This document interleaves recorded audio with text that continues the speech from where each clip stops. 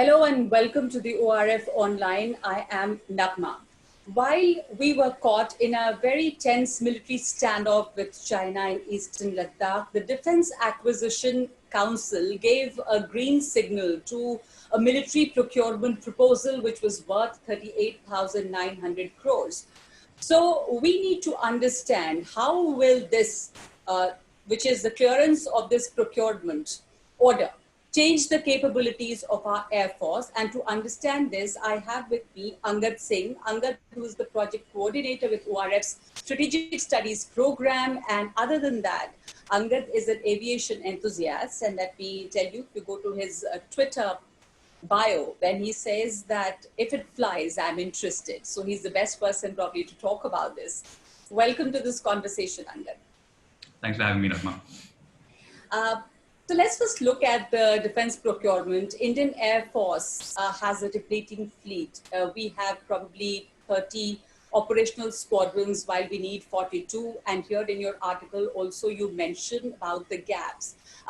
First, I want to understand with this procurement proposal that has been cleared, do you think we will be able to fix this gap? Because you talk about in this article also about the MiG-29 UPGs, we talk about the Mirage 2000, we talk about the Rafale. But what steps do we see have been taken which will close the fighter gap? We are in need of fighter jets. So I think it's important to point out that this is a step towards narrowing that gap, but this doesn't really accomplish all that much in the grand scheme of things. What it does do, however, is it signals the Air Force's willingness to take certain, say, less than obvious steps to bolster its flagging fighter strength. Like you said, we're down to what the Air Force is the smallest it's ever been in the last 30 odd years. And this is at a time when our threats on the West and the North and the East are only getting more and more aggressive and not less. So there's this push and pull between, having the latest and greatest in technology and aircraft and the best you can buy off the shelf versus developing it in-house versus taking this sort of path of least resistance, which I think this latest DAC acquisition has sort of given a little more credence to. Okay. So what are the questions? If you look at the broader fighter acquisition plan, now, if the Air Force is willing to induct the upgraded MiG-29s based on cost and the ease of absorption, then what's the purpose of a very complex and expensive program for 114 new fighter? Because we've already ordered and we're getting the 36 Rafale, but we still need the 114 fighter. So, but we are also getting this MiG-29, which are upgraded, the MiG-29 UPGs. So what's the need then we need to understand of this very complicated and a little more expensive acquisition, the broader acquisition plan? Now, once you've answered this, I want to go further into this 140 new fighter that we want to buy. Sure. So what's the point? So it's very simple. As we stand today, we need to add something in the region of about 200 to 300 new fighters as soon as possible. I say as soon as possible because the fact is those shortages we're already facing those shortages. It's not something that's about to happen. It's about to come up as more aircraft get retired. As more aircraft get retired, those shortages will become only more acute. So right now, today, we need aircraft in the hundreds. And so far, what we've seen is the Air Force and the Ministry of Defense and this whole defense procurement process has tended to split that requirement up into, a few hundred LCAs, a few hundred, what used to be called the MMRCA, has now morphed in its third iteration into MRFA, multi-role fighter aircraft competition. So we're trying to take that 200-300 aircraft requirement and split it up into roughly about chunks of 100 each and pursue that, closing that gap in that way. Unfortunately, what has resulted in the last, say, decade or two is we have had virtually no acquisitions. You have these grand plans of 126 aircraft. They go nowhere. You can't afford them, or you can't sort of manage the contract through to fruition. So you end up having to cancel the whole affair and you go for 36 Rafale, which is a fraction of the 126 that you had originally projected. Your LCA requirement, your LCA, the state of the LCA program keeps shifting, so you're not ever really achieving scale with that project. So you order 20 aircraft of an IOC standard, 20 aircraft of an FOC standard, then you hit the pause button and go for this Mark 1A variant of the LCA. That pushes the schedule further to the right, and now we're looking at about a 3 to 4 year time period before the next generation of LCAs can be delivered. So essentially, what the delays and the red tape in procurement has led to today is that with every passing year, that fighter shortage only grows, and that is where the MRFA fits in, simply as a requirement, because that requirement for more aircraft is not going away. The flip side, what you mentioned, is that we simply do not have the budget, and we, as the current flashpoint in Ladakh shows, we do not have the luxury of time either, frankly, to sort of pursue these never-ending pipe dreams and 10-year acquisitions that lead nowhere and result in no contracts. So let me tell our viewers that Angad has written an article about this new clearance by the Defence Acquisition Council, and this has been one of the most read articles on the ORF website. And so this was why we need to understand a little more about this entire proposal.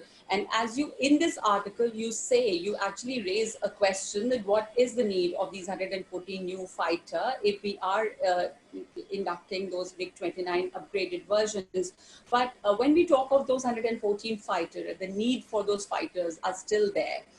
But when we talk of those, we know that there have been delays, whether it is Tejas or Rafale induction, as well as choosing it or Mirage upgradation, all of it has been delayed. And the delay it has been because of our decision making. We have not been able to take a decision. At the same time, the corruption deals, all these have been there, inordinate delays in decision making.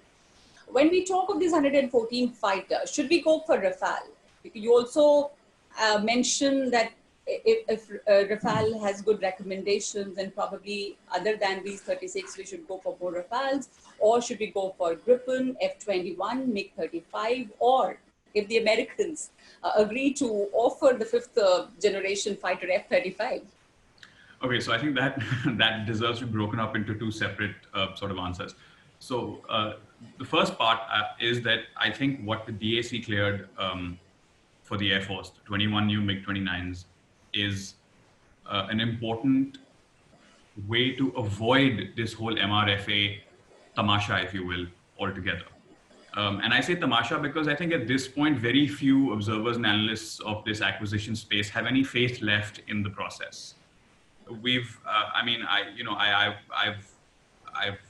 been watching this for 20 odd years and nothing has changed. We were supposed to buy Mirages in the 90s, then again in the 2000s, and that morphed into the MMRCA, which then took on a life of its own and had to be finally scrapped. And the Prime Minister, when he announced the procurement of 36 only flyaway Rafales in 2015.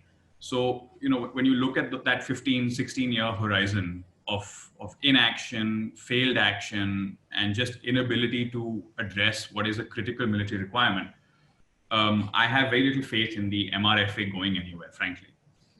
So having said that, the MiG-29 therefore becomes, options like the MiG-29 become attractive, because you're not chasing a fresh acquisition case. You're not tying yourself up in knots trying to justify transfer of technology or local production or all this talk we hear about ecosystems and all that nonsense.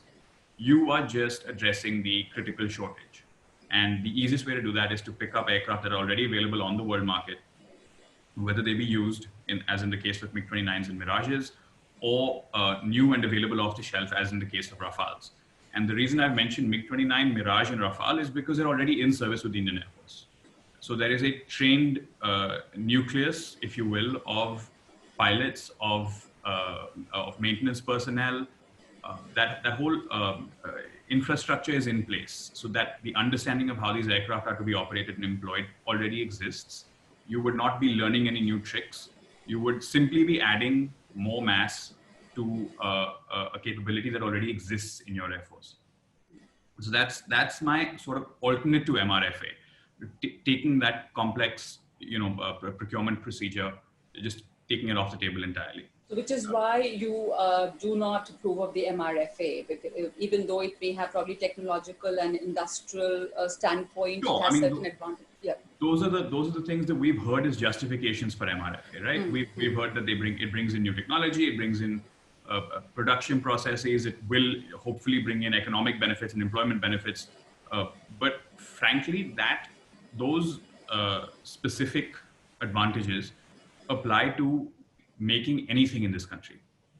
So they apply to the domestic production, They would apply indigenous to production as domestic well. production. They would apply to domestic upgrades. They would apply to. I mean, if tomorrow, if the Indian Air Force could pick up 120 Mirage 2000s, all those arguments would still apply because the Indian industry would be tasked with upgrading them and doing that work, whether at the structural level or the electronic level.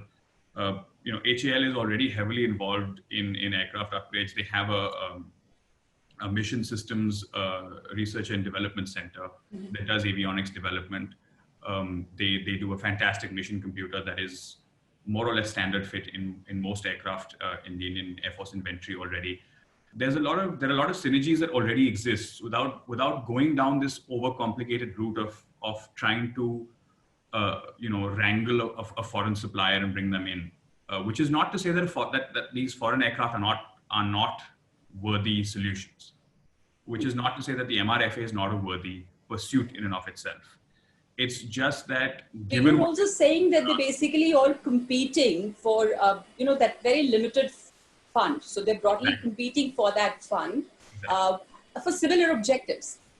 Precisely. So that's what we've seen over the past decade or two is that this lack of a decision impacts all aspects of this aerospace ecosystem in the country. So we aren't being able to commit funds up front and completely back a domestic industry, which is therefore constantly in this sort of, sits behind the curve a little bit. And at the same time, we haven't been able to close a single foreign acquisition at scale since the Su-30 deal of the 90s. So, I mean, frankly, at this point, perhaps it's better to just accept that we can't finish the job on a massive 100+ aircraft deal and cut our losses and focus on the immediate concern, which is squadron numbers and pumping those up by bringing in aircraft that are relatively cheap and relatively easy to absorb. And that's why I wrote about the MiG-29, the Mirage, and the Rafale. Okay, and you also say that there is probably a need to buy the Mirage 2000s, and it should not be difficult to get it from wherever it is available. So can we just elaborate upon that point? HAL is capable of overhauling and upgrading the jets. So the Mirage is not a particularly new aircraft, which I have to stress doesn't make it any less capable. However, what it does, it presents an opportunity in that as an older aircraft, it is in the process of being replaced or retired in other air forces all over the world. And only three operational, sorry for interrupting, but only 3 operational squadrons are in service of the Mirages, even though it's called the tip of the spear for the Indian Air Force. Correct. I mean, for an aircraft and for a capability that we hold in such high regard in this country, it is a bit strange that the Mirage is the smallest element of our air power. And to that end, there are countries like Taiwan, Qatar, that are looking at either retiring the Mirage outright or replacing it with a newer, more capable type. I think in Qatar's case, they've got Rafales and Eurofighters coming in and F-15s coming in. So they've got, the Mirage doesn't really serve a purpose in that Air Force any longer. And that could be brought in to sustain our Mirage fleet and also, of course, to overhaul, upgrade, and add to our Mirage fleet. And France, of course, France is sitting on, dozens of Mirage 2000 airframes. And I think it's also important to note that the Mirage 2000 as an aircraft is hilariously overbuilt. It's, you have certified airframe limits on all aircraft. But the Mirage is acknowledged to be, along with the Rafale incidentally, to be one of those aircraft that is just incredibly sturdy and should not be too difficult to add, 15, 20 years of life to a Mirage that's available just about anywhere in the world. Angad, I also want to know, I was reading up before this conversation that on February 27, when confronted with AMRAAM missiles fired by Pakistan fighter aircraft, we were found wanting. Because the R-77 used by Sukhoi 30 MKI were no match. And now we are trying to find an edge by integrating indigenous Astra BBRAM missile. And then there is a Meteor from France and Derby missile. Now, doesn't it show a lack of preparedness on our part? The threat from Pakistan on one side and the Chinese threat on the other side, we see that it's all existing. But it shows our lack of preparedness. Well, yes. I mean, at an absolutely basic level, yes. This is a threat that one should have seen coming, and indeed one did see coming, years in advance. The sale of AMRAAM AIM-120 C5 missiles to Pakistan was known well in advance of the actual deliveries and so on and so forth. But it actually points to a larger issue in Indian air power, which is you don't control what the world sells you. And, the Russians, for example, don't really have an air-to-air missile in the class of the AMRAAM.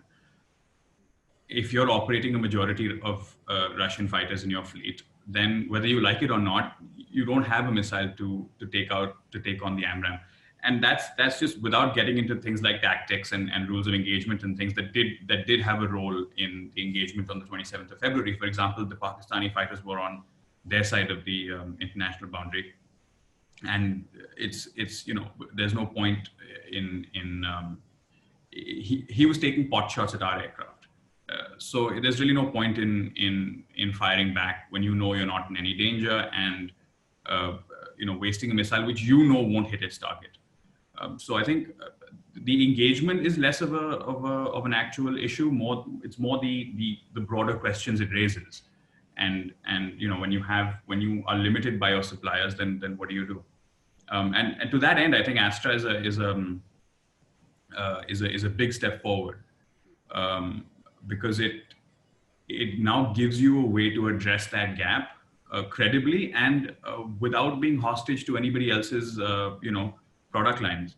You have your missile and you can upgrade it, update it, modify it however you like to serve your requirements, as opposed to waiting for the Russian industry, for example, or the French industry, or whichever industry, to wake up and provide you a specific AMRAAM defeating capability, which, for example, they may not require and therefore have not developed. And in a few years' time, China would probably have two fifth-generation fighters, J-20 and UC-31, which might go to allies, might go to Pakistan, allies like Pakistan.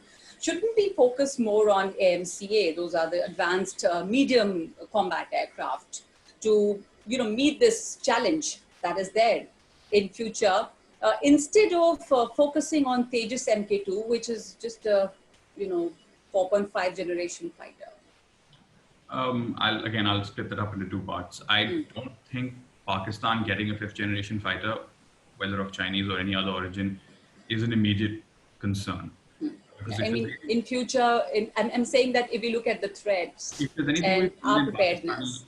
If there's anything we've seen in Pakistani acquisitions, it's that they tend to go for the lowest cost, highest volume option.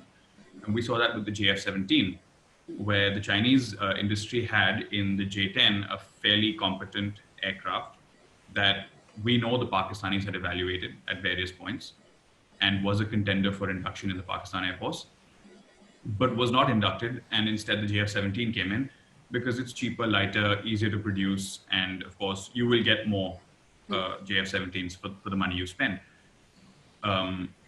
For that reason alone, and for the reason that I don't see the Pakistani economy, frankly, recovering to the extent that they can afford a massive recapitalization of their Air Force. In fact, right after they've procured a couple of hundred JF-17s.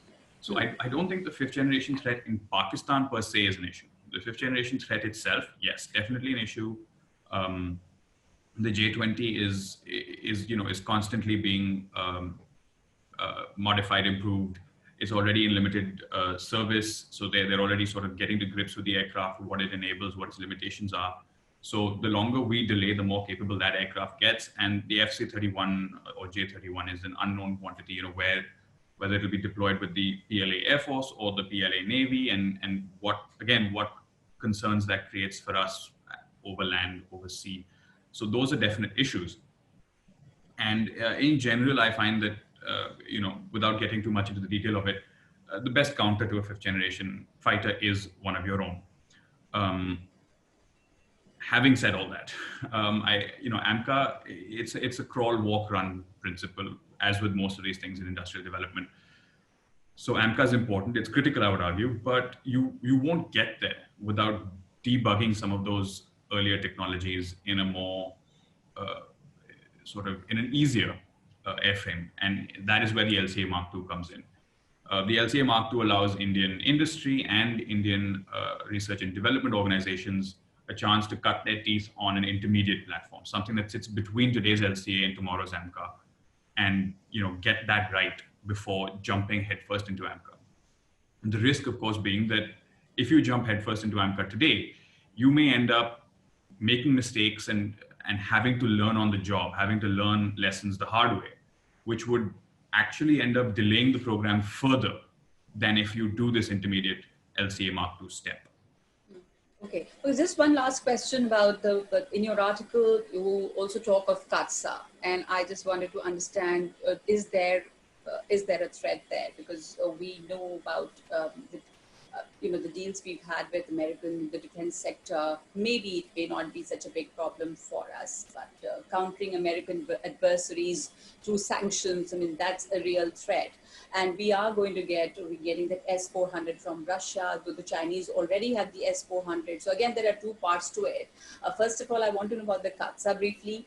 And secondly, the Chinese already have S-400. In our scheme of things, do we have anything to counter this as of now? Because the Chinese threat is real. And while all this happened, we had a bloody face-off in eastern Ladakh, and the Chinese have been flaunting their long-range bombers, H-69, which is something similar to the B-52. So looking at the China threat, which is real, where do we stand? So sanctions first. I did address that briefly in my piece. From a purely pragmatic point of view, I believe that the powers that be in DC will look at India and India's case through the lens of plain old self-interest, and realize that penalizing India for a couple of $1 billion worth of defense business with Russia will hurt business that is, in the double-digit billions at least with America. Yeah. So they would be losing business by sanctioning us. And beyond that sort of hard-nosed transactional approach to international politics, the simple fact is that both DC and Delhi have worked incredibly hard over the last 20 years, since 98, to bring this relationship back on track. We talk about shared values and the world's oldest democracy and the world's largest democracy and all those things. And a lot of political capital has been invested into bringing this relationship closer. Today, it is closer than it has ever been at any point in history. So to sanction India for a deal with Russia, and what I view as an unavoidable deal with Russia, would absolutely crater India-US relations, India-US goodwill. It would destroy, any semblance of a relationship that the US would not want that too at this juncture. It's very hard these days to predict what the US does and does not want. But beyond the executive branch, I would imagine there would be serious pushback across all branches of government in the US in trying to make sure India doesn't feel the brunt of sanctions. Okay. And China. Yeah. So the S-400, I mean, fundamentally, air defense systems deny an adversary the use of airspace. So in that sense, the advantages we derive from S-400 are the advantages that China will derive from S-400 and vice versa. There are, however, some limitations. And generally with these long-range air defense systems, with their incredibly powerful radars and things like that, is all well and good for picking up targets that are approaching you at higher altitudes, which makes them easier to address at lower altitudes. So, for example, things like low-level fighter flying to deliver payloads, deliver bombs, missiles, and such into enemy territory, cruise missiles, things like that are much harder to defend against with something like an S-400. And of course, beyond the tactics side of it, India has a terrain advantage because the Chinese S-400s, should they be deployed literally anywhere in China, but where it is relevant to us, they will be deployed on the Tibetan Plateau, which has a height and elevation difference between the Indian plains, which is where most of our aircraft operate from. What that does is, it means that our aircraft, as long as they're operating below the sort of the ridgeline of the Himalayas, our aircraft are essentially in what they call radar shadow of the S-400's radar. They can't be picked up by the S-400. So we have freedom to operate within our territory, and they will have very little warning until we pop above those ridge lines on our way into China, should that happen. Whereas, for example, an Indian S-400 deployment facing Pakistan would not have that issue, because it's plains versus plains. When I say plains, I mean flat land. And so you can see everything with your radars that's happening in Pakistan. The moment a plane takes off from a Pakistani airbase, it's on your scopes, and then what you do with it is up to you. China does not have that advantage with its S-400s facing India. So it's a potent system, it's a capable system, but it's not a showstopper, so to speak. Okay.